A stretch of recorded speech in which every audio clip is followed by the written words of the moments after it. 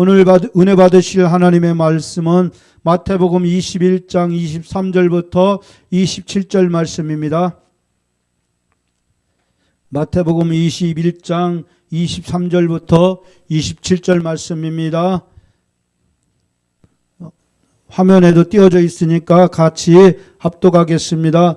예수께서 성전에 들어가 가르치실새 대제사장들과 백성의 장로들이 나와 이르되 네가 무슨 권위로 이런 일을 하느냐? 또 누가 이 권위를 주었느냐? 예수께서 대답하시되 나도 한 말을 너희에게 물으리니 너희가 대답하면 나도 무슨 권위로 이런 일을 하는지 이르리라.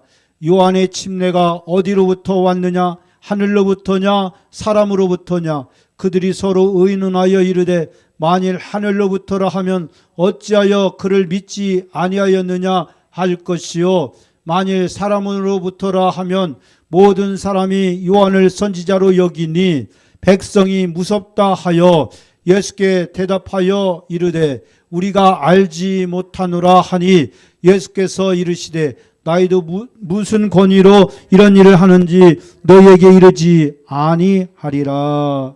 아멘. 저는 오늘 이제 지난 주일날 했던 그 설교 본문 그대로 제목 그대로 한 번 더 리바이브를 하려고 합니다. 이제 앞으로는 금요 예배 때는 그런 식으로 예배를 많이 드릴 겁니다. 왜 그러냐면은 하나님의 말씀은 자꾸 들어야 됩니다. 자꾸 들어야 귀에 못이 박혀서 그 말씀이 우리 가슴속까지 새겨지기 때문입니다. 오늘 본문 말씀에 주님께서 예수님께서 성전에 들어가셔서 사람들을 가르치실 때 그때 대제사장과 백성들의 장로들이 예수님을 찾아와서 따지고 들죠. 네가 무슨 권위로 이런 일을 하느냐? 또 네가 이것을 누구에게서 받았느냐 하는 그런 항의와 그런 질책이 그리고 그런 책망이 예수님께 떨어집니다. 제가 옛날에 어렸을 때 시골에 살 때 보면은 항상 부엌문 앞에는 구정물통이 있었습니다.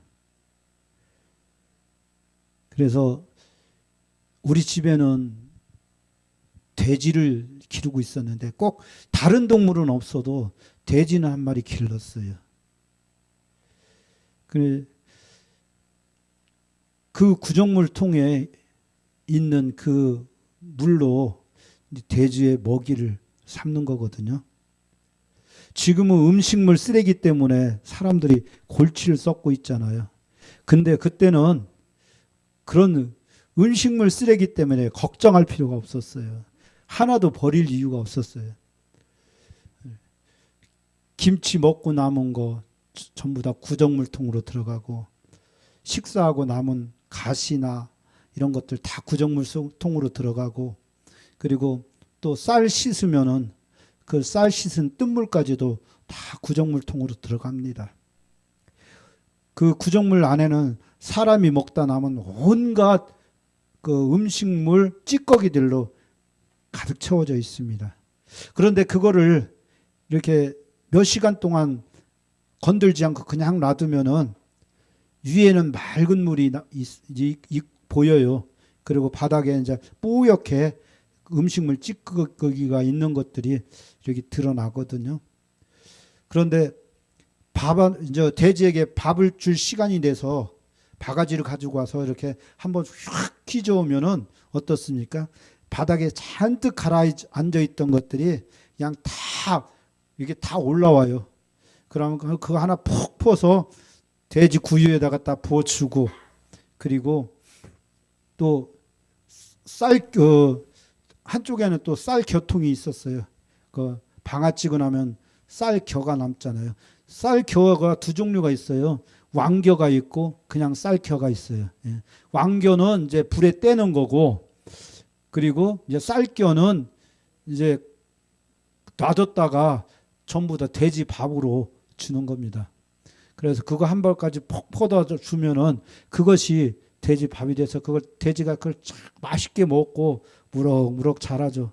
그러다가 돈이 필요할 때 되면 그 돼지 팔아서 이제 쓰고 이제 그랬던 기억이 있습니다.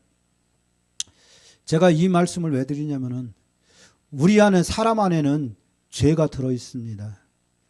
살아가면서 짓게 되는 모든 더러운 죄들이 우리 안에 차곡차곡 쌓여져 있어요. 그래서 평소에는 그 죄들이 잘 드러나지 않아요. 그 사람이 겉으로 보기에는 참 미끈하게 생기고 멋있게 생기고 그런데 그 사람의 성격이 언제 나옵니까? 누가 한번 푹 찌르면은 그때부터 그 안에 있는 성격이 그대로 다 나오기 시작하는 거예요. 입으로 따따따따따따따따 하면서 다 쏟아내죠. 마찬가지로 그러니까 종교 지도자들, 대제사장과 또는 제사장과 또 사두개인들 이런 사람들이 이스라엘의 종교 지도자로 유대교를 움직이고 있었습니다. 그들은 백성들로부터 랍비라고 인정을 받고 존경을 받고 사랑을 받는 사람들이 많았습니다. 그런데 그들이 행했던 그 범행을 보십시오. 자기들이 하나님께서 맡겨주신 그 성전 안에서 그곳에서 짐승들을 들여놓는 거예요. 그리고 그 짐승들을 백성들이 가지고 오는 돈과 하고 맞바꾸는 거예요. 이게 정상적인 가격으로 바꾸면 누가 뭐라고 합니까? 그런데 지난 주일날도 말씀드렸다시피 이 사람들은 말도 안 되는 가격을 불러서 그것들을 강매하는 거예요. 왜 그러냐면은 그 성전 안은 아무나 들어와서 장사할 수가 없어요. 독점적인 사업권이 보장되는 곳이 그 성전 안이었어요. 그러니까 제사장이 책정해 놓은 가격이 아니면은 거기에서 장사하는 사람이 책정해 놓은 가격대로 백성들은 줄 수밖에 없어요. 백성들이 저 먼 곳에서 해외로부터 또는 각 지방으로부터 제사를 지내기 위해서 명절을 세기 위해서 예루살렘으로 올라온단 말이죠. 그러면은 그들이 원래는 자기가 기르던 양, 자기가 기르던 소, 자기가 기르던 염소 또는 자기 곳에서 비둘기 같은 것을 사가지고 와야 돼요. 가지고 와야 돼요. 그런데 문제는 뭐냐면은 엄격한 제사장들의 검열에 다 걸려서 불합격 처리되는 거예요.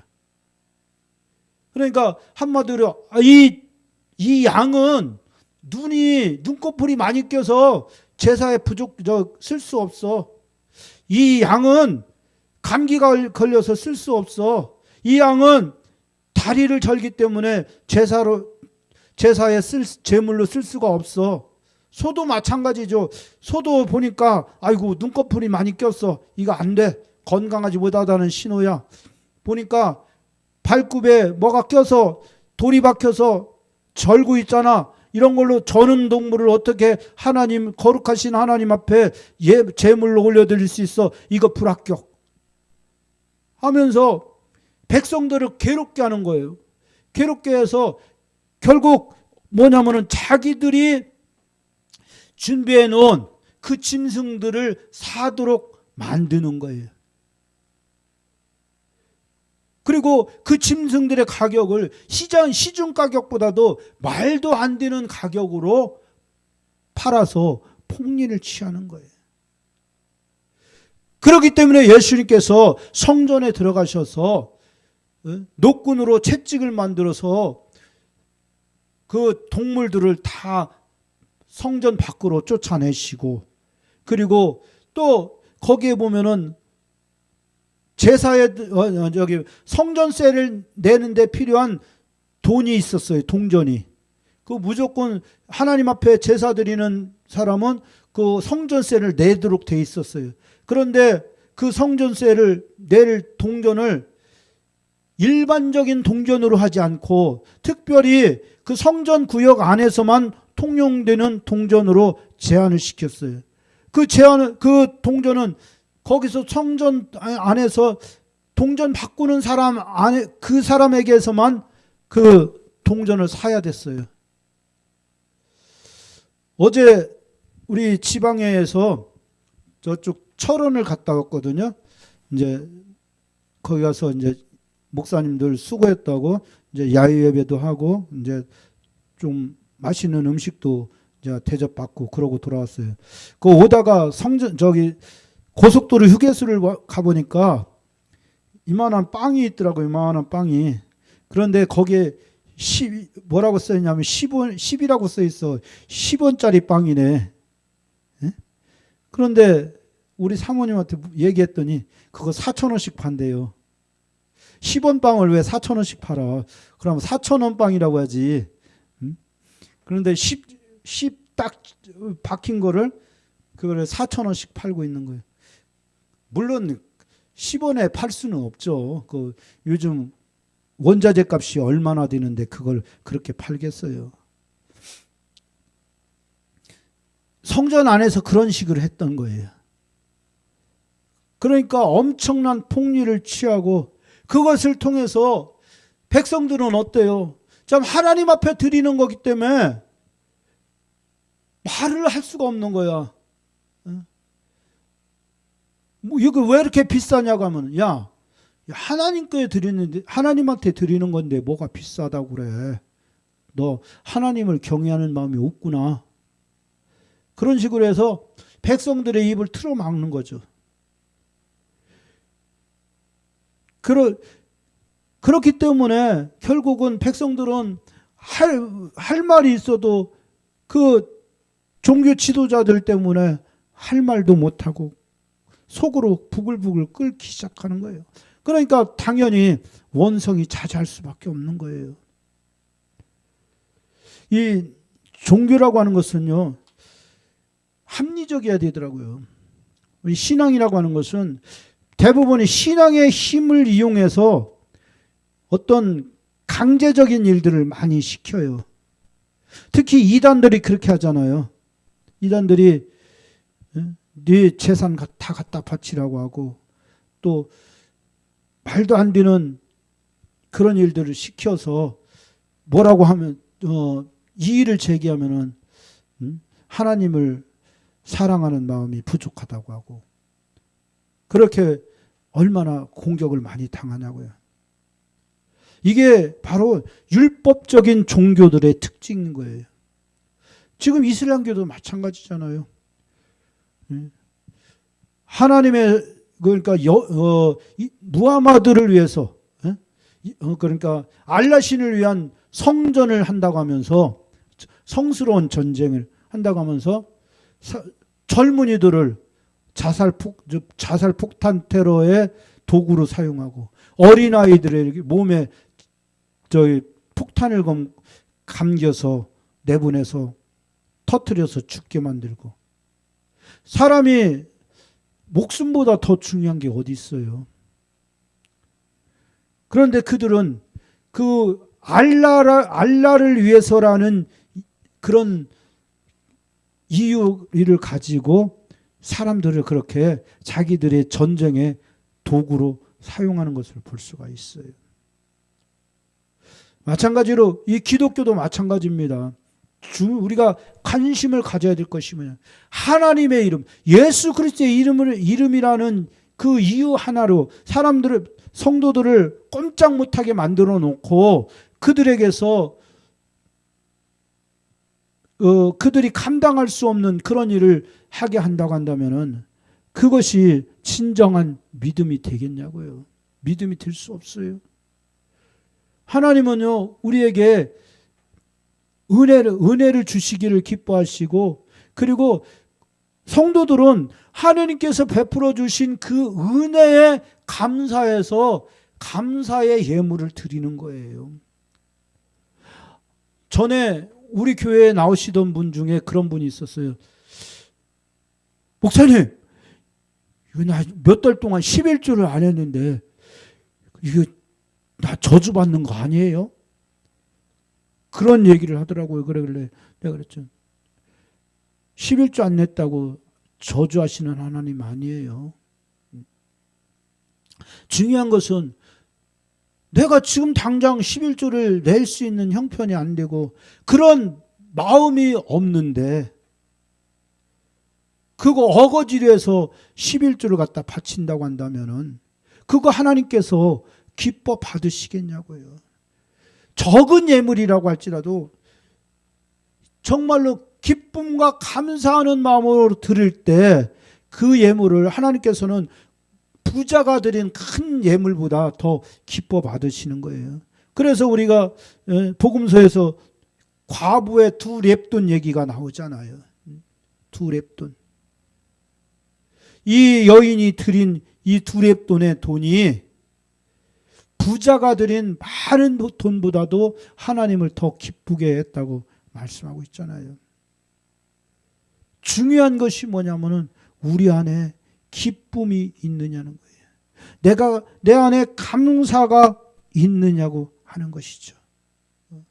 억지로 하는 것이 아니라 정말 내가 하나님을 사랑하는 마음으로 하나님 앞에 모든 것들을 행하는 거예요. 그래서 우리가 비록 물질뿐만 아니라 우리의 마음도 그렇고요. 또 우리가 드리는 예배도 마찬가지예요. 내가 그냥 의무적으로 나가서 하는 것이 아니라 이제는 기쁨과 감사하는 마음으로 내가 예배에 참석하는 거예요. 우리가 예배에 참석하는 것은 그냥 찬양하고 설교 한 편 듣기 위해서 모이는 것이 아니잖아요. 내가 이 예배에 참석하는 것은 나를 하나님 앞에 드리는 거예요. 너희는 이 세대를 본받지 말고 하나님께서 기뻐하시는 뜻대로 너희 몸을 하나님께서 기뻐하시는 산제물로 드리라고 말씀하잖아요. 원래 그 제물은 죽여서 드리는 거잖아요. 이제는 내가 나를 산제물로 하나님 앞에 올려드리는 것이 되는 거죠. 그렇게 할 때 하나님께서 우리가 드리는 예배를 받아주시는 거예요. 그런데 이 대제사장들이나 이 종교 지도자들은 그런 거를 뛰어넘어서 이제는 이 종교를, 유대교라고 하는 종교를 하나의 돈벌이 수단으로, 사업의 수단으로 여기고 그런 일들을 벌였던 거예요. 그때 하나님께서 성전에 찾아가셔서 성전 정화를 하시는 거예요. 예수님께서 짐승들을 쫓아내시고 장사하는 사람들을 쫓아내시고 또 돈 바꾸는 사람들의 상을 엎으셨다고 하시는 것은 뭐냐면은 상징적인 의미를 가지고 있는 거예요. 그 예수님의 행위 자체가 중요한 것이 아니라 예수님께서 그와 같은 일을 하실 것이라고 하는 그 의미를 담고 있는 거예요. 고린도전서 3장 16절에 보면은 너희는 너희 몸이 하나님의 전인 것과 하나님의 성령이 너희 안에 거하시는 것을 알지 못하느냐고 말씀하고 있어요. 이제는 우리 몸이 하나님이 거하시는 성전이 된다는 거예요. 아멘. 왜냐하면 우리가 예수를 믿을 때 성령께서 우리 안에 오시거든요. 그 성령이 우리 안에 오시면은 성령이 우리 안에 거하시는 거예요. 우리 안에 계시는 거예요. 그렇기 때문에 이제는 우리 몸이 성전이 되는 거예요. 그래서 그 고린도 3장 17절에는 뭐라고 말씀하는, 하나님의 성전을 더럽히면은, 너희가 하나님의 성전을 더럽히면 하나님께서 그 사람을 멸하시리라고 말씀하고 계셔요. 그렇기 때문에 우리는 하나님의 말씀으로 늘 씻음을 받아야 되는 거예요. 예수님께서 성전 정화를 하셨던 것은 바로 그 일을 하시겠다는 의미가 되는 거죠. 예수님께서 그 일을 어떻게 하셨어요? 예수님께서 십자가에 오르셔서 자기 몸을 몸찢기고 피 흘려 우리를 위해서 다 주신 거예요. 그것을 통해서 예수님을 나의 죄와 나의 허물을 대신 짊어지고 뒤집어 쓰시고 주신 것을 내가 믿는다고 한다면은 내 안에 있었던 모든 죄와 내 모든 저주와 모든 허물이 깨끗하게 씻김을 받는 거예요. 이게 굉장히 중요한 거예요. 이제는 우리가 행위로서 내가 율법을 지켜서 내가 정결하게 되고 깨끗하게 되는 것이 아니라는 거예요. 내 노력과 헌신으로서 헌신의 결과로서 내가 정결하게 되는 것이 아니라는 거예요. 거룩하게 되는 것이 아니라는 거예요. 우리는 정결하고 거룩하신 예수님을 믿는 것, 예수님이 나의 모든 죄와 나의 모든 허물을 대신 짊어지고 십자가에 죽으심으로 내가 그 예수님과 연합하게 됨으로써 정결하게 되었다고 하는 것을 믿는 거예요. 이 연합의 의무로 우리가 세례를 받고 물침례를 받는 거예요. 물세례를 받고 또 물침례로 받는다고 하는 것은 제가 늘 강조하죠. 우리가 물 속으로 들어 잠길 때, 물 속으로 잠길 때 나의 옛사람이 예수와 함께 십자가에 못 박아 죽는 거예요. 못 박혀서 죽는 거예요. 그리고 무덤 속에, 내가 물 속에 잠겨 있을 때 나는 예수님과 함께 무덤 속에 있는 거예요. 그리고 물 밖으로 올라올 때 나는 예수님과 부활하는 거예요. 고린도후서 5장 17절에 누구든지 그리스도 예수 안에 있으면 새로운 피조물이라 이전 것은 지나갔으니 보라 새 것이 되었도다고 말씀하고 있어요. 우리는 예수 그리스도로 말미암아서 새로운 피조물이 되는 거예요. 예수님께서 성전에 오셔서 성전 안을 정화시키신 그 행위의 의미는 바로 거기에 있는 거예요. 예수님이 우리 안에 오셔서 우리 안에 있는 모든 더러운 것들, 추악한 것들, 범죄한 모든 것들을 깨끗하게 청소하시는 거예요. 우리는 우리의 스스로 청소할 수가 없어요. 우리가 무슨 능력이 있고 무슨 힘이 있어서 스스로를 청소할 수 있단 말입니까? 우리는 우리의 죄를 씻을 수가 없어요. 그렇기 때문에 예수님이 필요한 거예요. 예수님이 우리 안에 들어오셔야 되는 거예요. 그것을 우리는 구원이라고 얘기하는 거예요. 우리가 죄로부터 의롭게 되는 것을 우리는 구원이라고 하는 거예요. 베드로가 고백하죠. 다른 이로서는 구원을 받을 수 없나니 천하 사람 중에 구원받을 만한 다른 이름을 우리에게 주신 일이 없느니라. 요즘 이단들이 자꾸 굉장히 득세를 해요.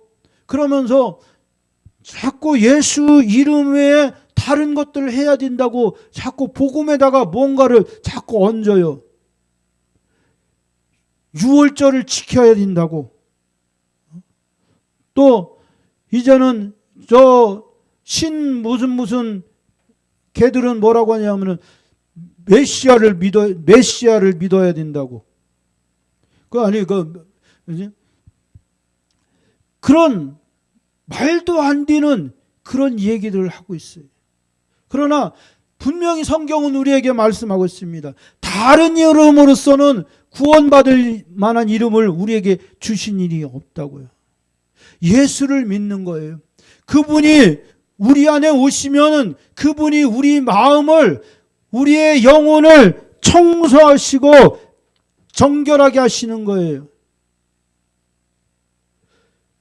예수님께서 성전에 들어가서 그렇게 성전을 정화시키고 또 병자들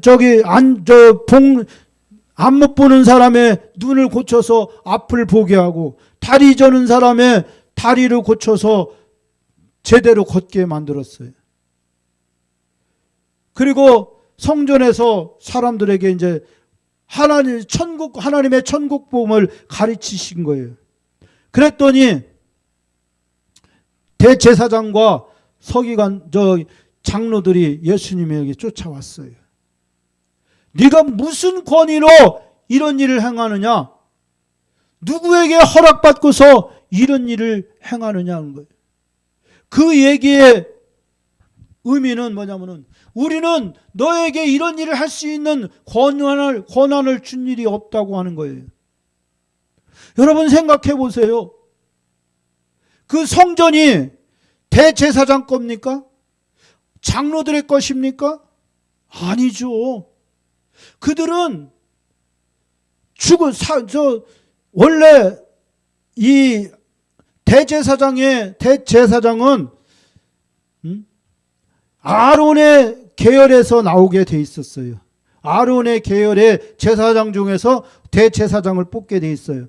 그리고 그 대제사장직은 항존직이에요. 그래서 죽을 때까지 하다가 죽는 거예요. 그러면은 그 다음에 대제사장이 나와서 또 대제사장직을 이어가는 거예요.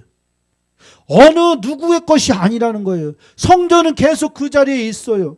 성전은 계속 그 자리에 있지만 대제사장은 계속 바뀌는 거예요. 그런데 그 성전이 그 대제사장의 것이겠느냐고요. 결코 될 수가 없다는 거예요. 예수님은 그 성전에서 이루어지는 일들이 무엇입니까? 하나님을 예배하는, 하나님께 제사 드리는 거예요. 그리고 그 성전에서 하나님의 말씀이 선포되는 거예요. 하나님의 말씀을 가르치는 곳이 성전이고 하나님께 제사 지내는 곳이 성전이란 말이죠. 그렇기 때문에 그 성전은 누구의 것이에요? 하나님의 것인 거예요. 하나님이신 예수님이 지금 이 땅에 오셨어요. 태초에 요한복음 1장 1절에 태초에 말씀이 계시니라. 이 말씀이 하나님과 함께 계셨으니 이 말씀은 곧 하나님이시라. 분명히 요한복음에서 말씀하고 있어요. 바로 예수님이 하나님이시라는 거죠. 그렇기 때문에 지금 예수님은 자기 집에 오셨어요. 누가 자기 집에 가는데 허락을 받고 가겠어요? 아니잖아요. 자기 집에 가는 데는 모든 거를 내가 알고 있기 때문에 그냥 번호키도 띡띡띡띡 누르고서 그냥 휙 들어가는 거예요. 그럼 누구도 막을 사람이 없어요. 그런데 지금 예수님이 자기 집에 왔어요. 그런데 그 집을 관리하는 관리인이 못 들어오게 막으려고 하는 거예요. 그러니까 지금 예수님께서 말씀하시는 거죠. 네가 무슨 권한으로 나를 막느냐는 거예요.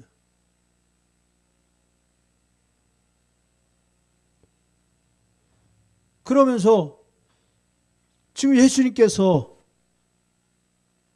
오히려 도로 대제사장에게 질문을 하시잖아요. 요한의 세례가 하나님으로부터냐 사람으로부터냐 하고 질문을 하셔요. 이 예수님을 곤란하게 곤경에 빠뜨리려고 했던 이 대제사장이 오히려 예수님에게 지금 역공을 당하고 있는 거예요. 본문에도 나와 있잖아요. 뭐라고 25절에 요한의 침례가 어디로부터 왔느냐? 하늘로부터냐 사람으로부터냐? 그들이 서로 의논하여 이르되 만일 하늘로부터라면 어찌하여 그를 믿지 아니하였느냐 할 것이요 만일 사람으로부터라 하면 모든 사람이 요한을 선지자로 여김으로 백성이 무섭다 하여라고 기록하고 있어요. 어느 대답을 할지라도 이 사람들에게는 불리할 수밖에 없는 것이죠.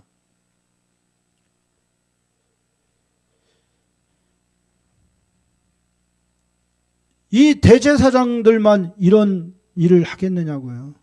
오늘날 우리는 이런 일 안 하냐고요. 대제사장들이 왜 예수님을 방해하려고 하겠어요? 왜 예수님이 하는 일에 대해서 딴지를 걸겠냐고요.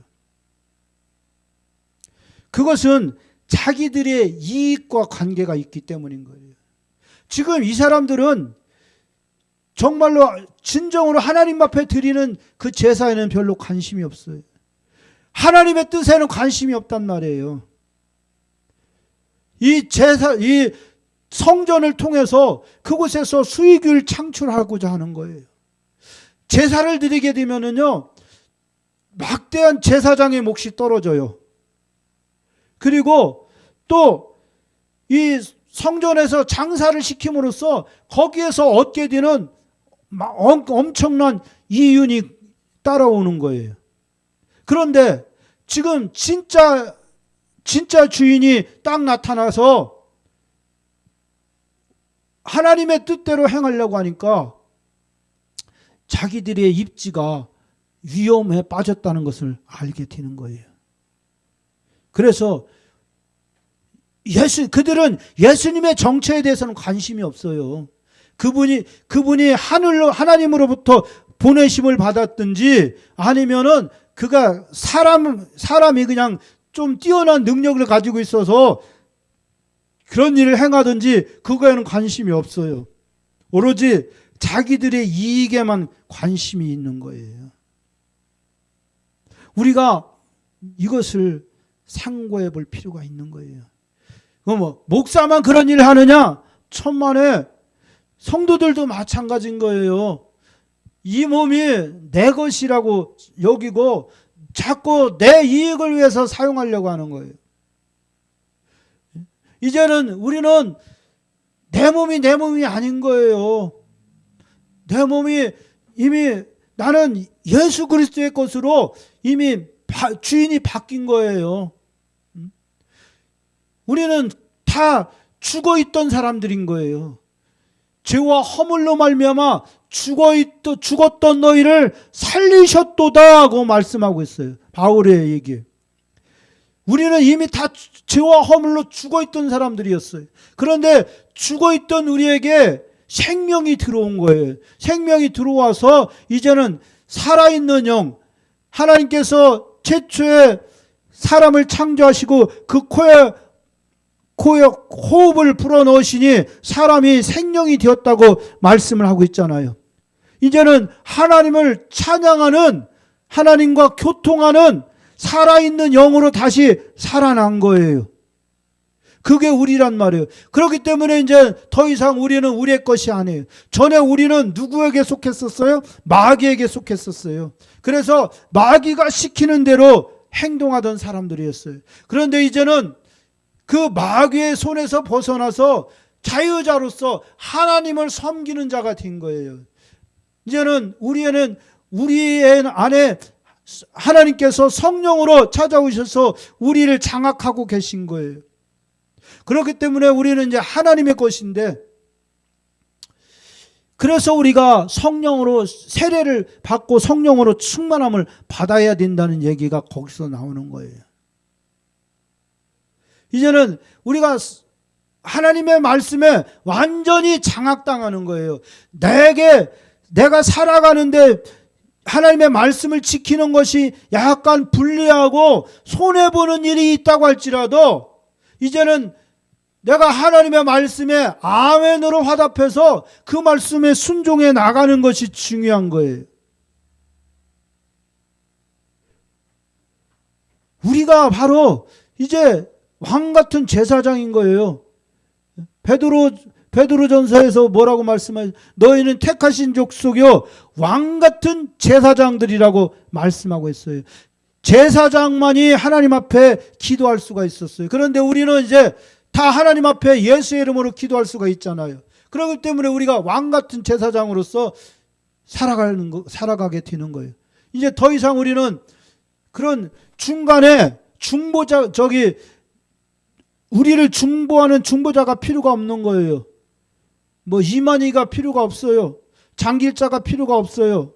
이제는 우리가 예수 그리스도의 이름으로 바로 직보할 수 있는 거예요. 하나님 앞에 내 기도 제목을 아뢰 수 있는 게 이것이 얼마나 큰 축복이냐고요. 그것을 우리가 분명히 깨닫고 살아가야 되는 거예요. 그래 내가 나를 위해서 살지 않으면은 그럼 내가 손해만 보고 나는 굶어 죽으란 말이냐고 생각할지 모르겠지만은 하나님께서 하시는 거예요. 너희는 무엇을 먹을까, 무엇을 마실까, 무엇을 입을까 하지 말라. 이는 다 이방인들이 구하는 것이니 너희 하늘 아버지께서 너희에게 있어야 할 모든 것을 이미 알고 아시고 계시느니라고 말씀하고 있어요. 이제는 내가 나를 위해서 살아가는 것이 아니라 이제 내가 하나님의 뜻이 내 안에서 어떻게 이루어지는가 그것을 위해서 살아가야 되는 거예요. 하나님의 뜻은 내가 순종함으로써 이루어져 가는 것이죠. 내가 하나님의 말씀을 아무리 들었다고 할지라도 내가 하나님의 말씀대로 순종하지 않으면은 하나님의 뜻이 내 안에서 이루어질 수 없어요. 내가 문 밖에서 두드리느니 너희가 문을 열어주면 내가 내 안에 들어가서 너희와 더불어 먹고 마시겠다고 주님 말씀하시는 거예요. 우리 안에 주님이 들어오셔야 돼요. 그러기 위해서 우리가 주님의 뜻에 순종할 수 있어야 되고 우리가 주님의 뜻에 순종할 수 있는 힘은 바로 성령이 우리 안에 오셔야 되는 거예요. 이와 같이 성령도 우리의 연약함을 도우시나니 우리가 연약하여 빌 바를 알지 못하나 오직 성령이 말할 수 없는 탄식으로 우리를 위하여 친히 간구하시느니라 말씀하고 있어요. 또 성령이 우리 안에 오셔서 죄에 대해서 의에 대해서 심판에 대해서 우리에게 책망하신다고 말씀하고 있어요. 죄라고 하면은 우리가 하나님의 아들을 믿지 않는 것이 죄라고 말씀하여 또 심판에 대하여는 하나님의 심판이 반드시 있을 것이라고 하는 것을 우리가 믿어야 되는 것이죠. 예수님께서 이 권위 논쟁을 통해서 우리에게 말씀하시는 것이 그거예요. 우리가 예수님이 우리에게 찾아오신 그 권위가 어디로부터 나왔느냐는 거예요. 세상으로부터 온 것이 아니에요. 우리가 열심히 노력해서 얻은 것이 아니라 하나님께서 은혜로 우리에게 주신 거예요. 예수 그리스도를 보내주신 거예요. 그러므로 예수님의 권위는 곧 하나님으로부터 시작됐다는 거예요. 우리를 지으시고 우리를 창조하신 하나님, 그분이 우리의 아버지가 되시고 그분이 우리를 구원하시기 위해서 예수 그리스도를 우리 가운데 보내주셨어요.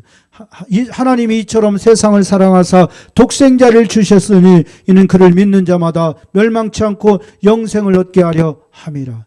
영접하는 자 곧 그 이름을 믿는 자들에게는 하나님의 자녀가 되는 권세를 주셨으니 이는 혈통으로나 육정으로나 사람의 뜻으로 나지 아니하고 하나님께로서 난 자들이라 말씀하고 있어요. 우리가 하나님의 말씀을 반복해서 들어야 됩니다. 계속해서 들어야 됩니다. 그래야 우리 안에 믿음이 생성되는 거예요. 아는 것 가지고는 우리가 구원받을 수 없다는 걸 우리 명심하셔야 돼요. 아는 것은 지식에 불과해요. 그 아는 것이